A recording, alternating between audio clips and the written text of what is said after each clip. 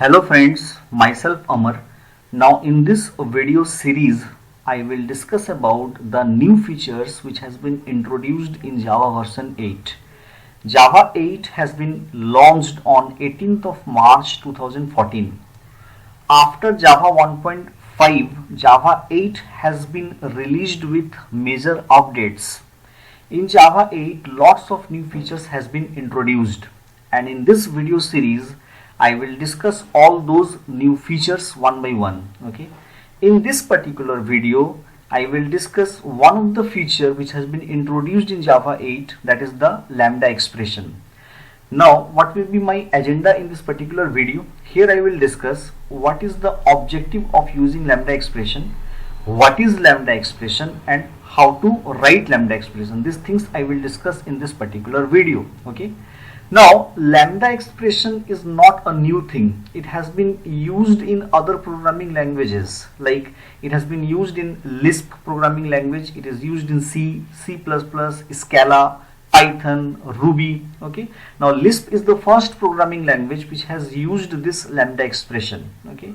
Now, from the Java 8 version, it is possible to use lambda expression in Java as well. Okay. Now, first, I will discuss what is the objective of using lambda expression, right? Now, what are the objectives? Here I have written, to enable the functional programming in Java, lambda expression is used. If you want to write more concise, more readable and more maintainable code, then we use lambda expression. Effective use of API, and to enable parallel programming. If you want to do all these things, then we use lambda expression. Okay. Now I will discuss all these individual points as I will proceed in my video. Okay. For the time being, you just know that these are the four main objectives of using lambda expression. Okay. Now let me tell you what is lambda expression. Now, lambda expression is nothing but an anonymous function. Okay. Anonymous function means the function without any name. Let me write here, the function without any name, no access modifiers. Okay, no access modifiers, no return type, right? So what is lambda expression? Lambda expression is an anonymous function with no name, no modifiers, no return type. That type of function is called as the lambda expression. Okay. Now let me discuss how to write lambda expression. It is very easy to write lambda expression if you already know how to write a normal Java function. Let me show you. Suppose I want to write a normal Java function. Suppose here I am writing the function as public void m1, and here let me write here system.out.println. Let me print here Ripple's code, right? That's it.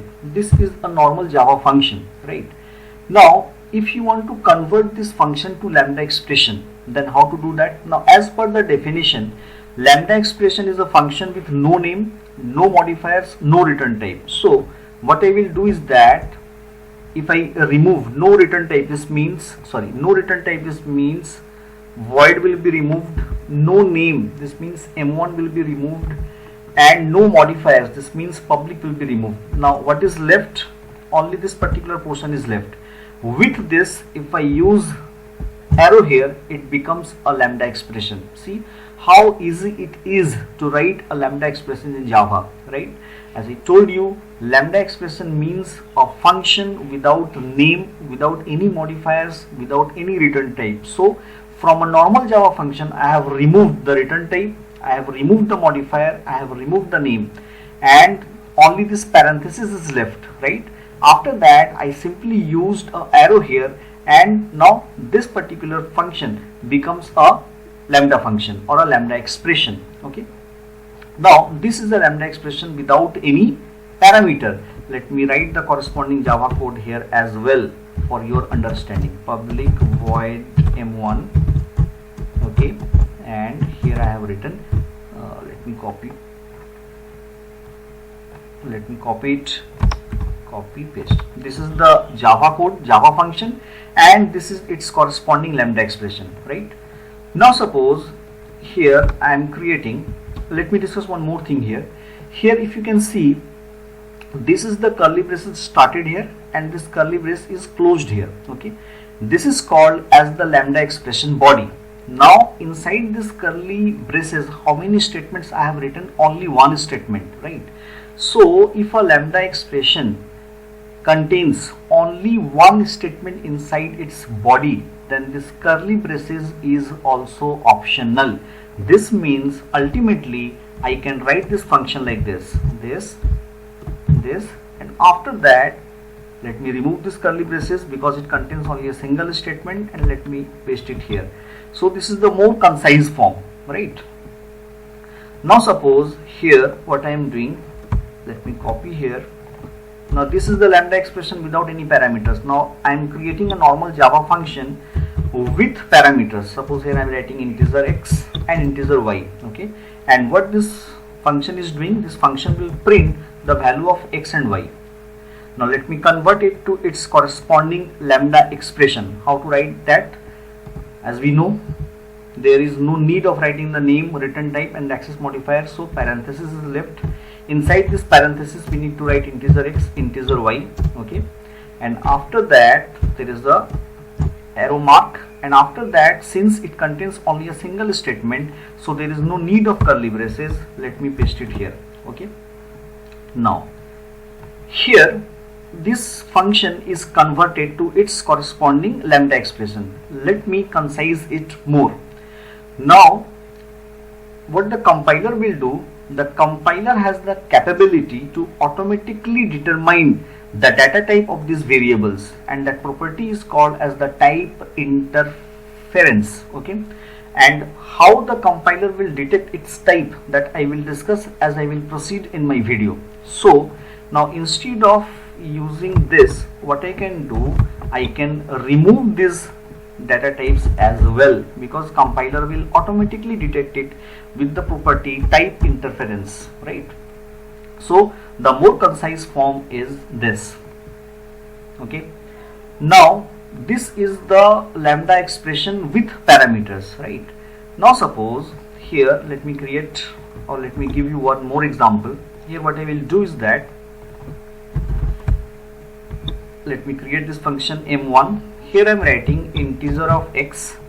Now what this function will do, it will return x into x. This means it will return the square of the parameter which has been passed, right? Now let me convert it to its corresponding lambda expression. What I will do, I will simply write here m1, sorry, I will write parenthesis, after that arrow, and after that what I will do, I will write return x star x, okay? This is its corresponding lambda expression. Now let me convert it to its more concise form. Now sorry, here it will take a parameter as well because it is taking a parameter, right? So this is the corresponding lambda expression of this particular function. Now let me concise it more. Now if the function is returning a value, then the compiler will automatically detect, and so what we can do is that we can remove this return keyword from here, and I can simply write it like this. This is the more concise form, okay?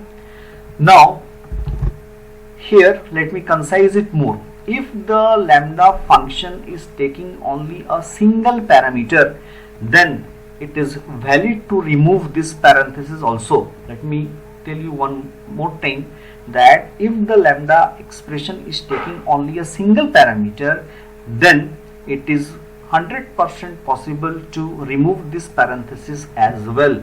So ultimately what we can do, we can write this like this, x star x, okay? This is the more concise notation, or this is the more concise form of the lambda expression, okay?